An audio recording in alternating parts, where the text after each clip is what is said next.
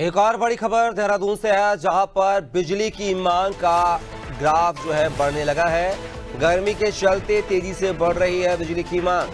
5.5 crore unit के करीब पहुंचे है बिजली की मांग। तो ये खबर जो है देहरादून से है, जहां पर बिजली की मांग जो है लगातार बढ़ने लगी है। उसका ग्राफ लगातार दिन प्रतिदिन बढ़ता जा रहा है। गर्मी के चलते तेजी से बढ़ रही है बिजली की मांग। 5.5 करोड़ यूनिट के करीब पहुंची है बिजली की मांग। और इस खबर पर उत्तराखंड के bureau head Sonu Singh phone line पर लगातार हमारे साथ बने हुए हैं। सोनू, बात की जाए, उत्तराखंड में बिजली की मांग जो है अब बढ़ने लगी है। गर्मी के चलते इसमें इजाफा हो रहा है। आखिर क्या कुछ जानकारी है इस खबर से जुड़ी हुई?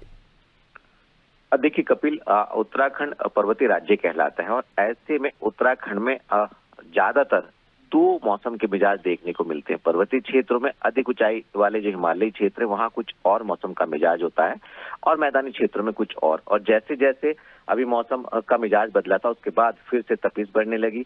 गर्मी जब बढ़ने लगी तो ऐसे में जो सामान्य तापमान चल रहे थे उससे 3 डिग्री से ज्यादा सेल्सियस का उसमें इजाफा हुआ। और गर्मी के साथ साथ अगर बीते 10 मई से आप 15 मई तक के समय पर गौर करेंगे तो दिन प्रतिदिन जो है वो विद्युत की डिमांड भी बढ़ने लगी। यानी गर्मी के साथ साथ जो है वो बिजली की डिमांड भी बढ़ने लगी। और ऐसे में अगर आप 10 तारीख से और 15 तारीख तक के आंकड़ों पर गौर करेंगे तो प्रत्येक दिन जो है वो विद्युत की डिमांड में इजाफा हुआ है।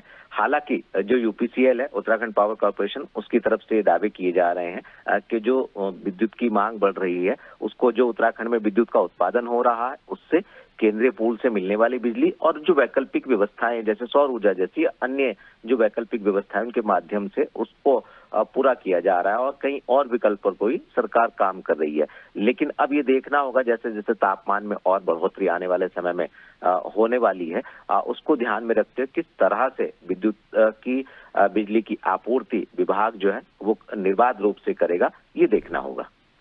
लेकिन सोनू, बात की जाए जिस तरीके से उत्तराखंड में, चाहे हम बात करें सोलर पावर को लेकर हो, लगातार बिजली और उत्पादकता के क्षेत्र में काम कर रहा था, अग्रणी था उत्तराखंड। ऐसे में अब बिजली की जो है डिमांड बढ़ रही है, ऐसे में क्या कुछ और प्रयास करने की आवश्यकता होगी सरकार को?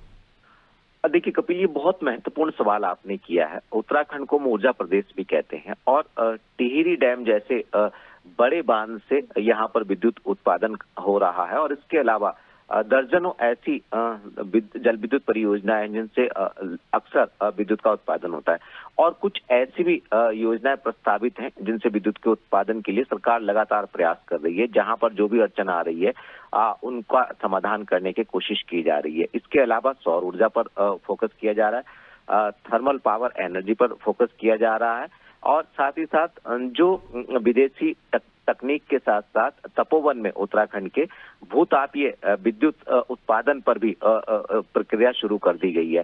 तो कहीं ना कहीं वैकल्पिक जो व्यवस्था है विद्युत उत्पादन की उस पर भी सरकार फोकस कर रही है। जहां पर दूसरे राज्यों के सहयोग की बात है उनसे सहयोग लिया जा रहा है, जहां पर केंद्रीय पूल से सहयोग की आवश्यकता है वहाँ केंद्रीय पूल से विद्युत भी ली जा रही है और गाइडेंस भी लिया जा रहा है और इसके साथ साथ विदेशी तकनीक का भी उपयोग किया जा रहा है। तो लगातार सरकार ये कोशिश कर रही है कि साल 2030 तक विद्युत के क्षेत्र में उत्तराखंड को पूरी तरह से आत्मनिर्भर बना लिया जाए।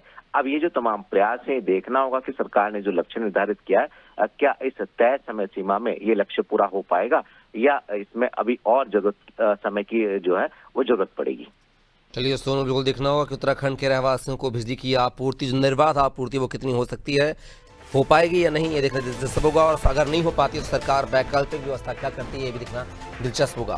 फिलहाल के लिए तमाम जानकारी को साझा करने के लिए सोनू, बहुत बहुत शुक्रिया आपका। तो खबर आज उत्तराखंड से थी, जहां पर बिजली की मांग का लगातार जो है ग्राफ बढ़ने लगा है। उत्तराखंड में गर्मी के चलते ये मांग बढ़ी है। 5.5 करोड़ यूनिट के करीब पहुंची है बिजली की मांग, लेकिन सरकार की पूर्ति कितनी है ये देखना दिलचस्प होगा।